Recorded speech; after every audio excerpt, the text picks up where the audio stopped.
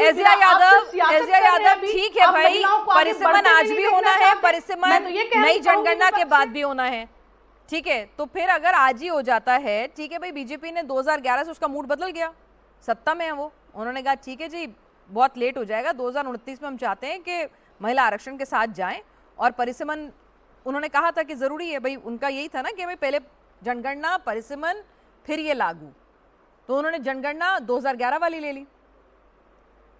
दिक्कत क्या है, फायदा तो महिलाओं का ही हो रहा है ना। 40 साल इंतजार किया, अब 5 साल इंतजार। बोलो। बोलिए। कल जब मैं नरेंद्र मोदी जी के स्पीच को सुन रही थी तो उनका ओपनिंग लाइन था, India is the mother of democracy. बहुत बड़ी बात, बहुत अच्छी बात बोली, लेकिन साथ साथ वो भूल रहे थे कि पॉलिटिकल डेमोक्रेसी तभी सक्सेसफुल होगा अगर सोशल डेमोक्रेसी को साथ लेकर के चला जाए।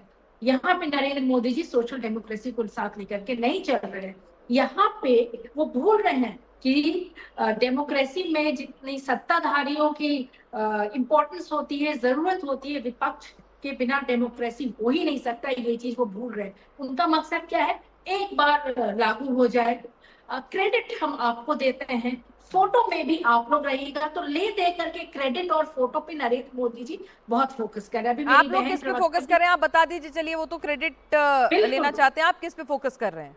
बिल्कुल, मैं महिला हूँ, मैं विपक्ष की हूँ, राजद की हूँ, जहाँ हम सोशल जस्टिस की बात करते हैं। अभी मेरी बहन बोल रही थी कि आरजेडी ने फाड़ दिया। क्यों फाड़ दिया आपको मालूम है? हम लोग quota within quota for OBC हम लोग का डिमांड था, और आज भी हमारा वही है। अगर आप 33% रिजर्वेशन मैम, मैंने कहा ना, पहले जो मिल रहा है वो तो लीजिए। मैं वही आपसे, मैं बतौर महिला ये पूछ रही हूँ आपसे कि पहले जो मिल रहा है वो ले लीजिए, उसके बाद फर्दर लड़ाई करेंगे। क्योंकि पिछले 40 सालों से, सुनिए ना, 40 सालों से मैम, मैं इररिस्पेक्टिव ऑफ पार्टी लाइन पूछ रही हूँ आपसे अभी थोड़ी देर के लिए। मतलब महिलाओं को पहले 33 ले लेते हैं, उसके बीच में उसमें किसको कहां और फिट इन करना है वो ले लेंगे पहले, क्योंकि 33 ही 40 साल से नहीं मिल पा रहा है। एजिया यादव जी, पिनाज जी, ये 33 मिलने की बात नहीं, क्या आप नहीं चाहती है कि हर समाज की महिला का रिप्रेजेंटेशन हो पार्लियामेंट में? Ma'am, what is better? 0 is better ma'am, that's what I am asking. Social democracy आपको क्या ज्यादा फायदेमंद लगता है, शून्य या +1? जब तक आप सोशल एजिया यादव, मैं आपसे ये सिंपल पूछ रही हूँ, what sounds better to you, 0 और +1? रिजर्वेशन का कोई मायने नहीं होगा। और पिनाज जी, हम लोग तो 23 में ही बोल रहे थे, आप कर दीजिए 543 में आप लागू कर दीजिए। ये इतनी ऐतिहासिक समय होता है जो पक्ष और विपक्ष एक साथ समर्थन दे करके इस बिल की सब खुश थे कि 33% रिजर्वेशन होने वाला है। अब क्यों नहीं 23 में ही दे दिए? जब बात हुई तब आप लोगों ने ही कहा। मैं अपने बीजेपी के प्रवक्ता से पूछती हूँ, डिलिमिटेशन होगा, सेंसस होगा, डिलिमिटेशन होगा, मतलब कि जब तक आप नए कॉन्स्टिट्यूएंसी। डॉक्टर प्रीति शेखर, बीजेपी एक एक कदम फूक फूक के रखती है, एक एक काम 100 बार सोच के करती है। राजनीति के चाणक्य उस पार्टी में मौजूद हैं। कहा जाता है पार्टी जो है उसका काडर, उसका चुनाव मैनेजमेंट, उसकी रणनीति की दाद पूरी दुनिया देखती है।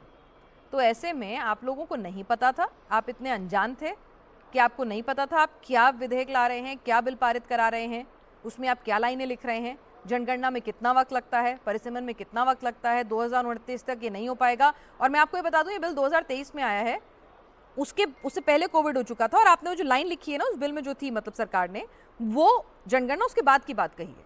ये सब लिखा हुआ आपका था, स्टैंडर्ड आपने सेट किया था, रूल्स आपने सेट किए थे, अब उससे यूटर्न भी आप ही लोग ले रहे हैं। यही इसी बात को मैं क्लियर करती हूँ, उसके बाद ही होना था ना उस जनगणना के आधार पर, लेकिन वो जनगणना नहीं हो पाया। तो उसके पहले जो 2011 में जनगणना हुई थी उसके आधार पर ये मसौदा उस जनगणना को कराने में सरकार किसकी थी? जितनी फुर्ती से एसआईआर हो रहा है उतनी फुर्ती से हो जाना था। महामारी ने 2023 में, मैडम 2023 में ये नारी शक्ति वंदन में कब आया है? 2023 में, उससे पहले समय है, उसी में वो होता है। एक मिनट फिर से शुरू करते हैं। मैं प्रीति जी 2023 में आया ये बिल। प्रवक्ता का एक जवाब देना चाहूंगी, अगर आप थोड़ा 30 सेकंड्स देंगी तो। वो कह रही थी कोटा विद इन कोटा की बात कर रही थी, लेकिन आप उन्हें मैं जानकारी देना चाहती हूं कि एचडी देवगौड़ा की सरकार में जब इस बिल को पेश किया गया था तो उसमें 33% वुमेन रिजर्वेशन में एससी एसटी महिलाओं को भी सम्मिलित किया गया था। और सेम इसी मसौदा को यूपीए सरकार ने भी पेश किया, और इसमें बिना कोई परिवर्तन किए, इसके ढांचा में बिना कोई बदलाव किए एनडीए की सरकार ने भी इस मसौदा को पेश किया, उसको पारित किया। तो बताइए, अगर हम लोग गलत हैं तो आप भी गलत थे। लेकिन हमारी मंशा क्या है कि महिलाओं को 33% का लाभ जल्द से जल्द मिले।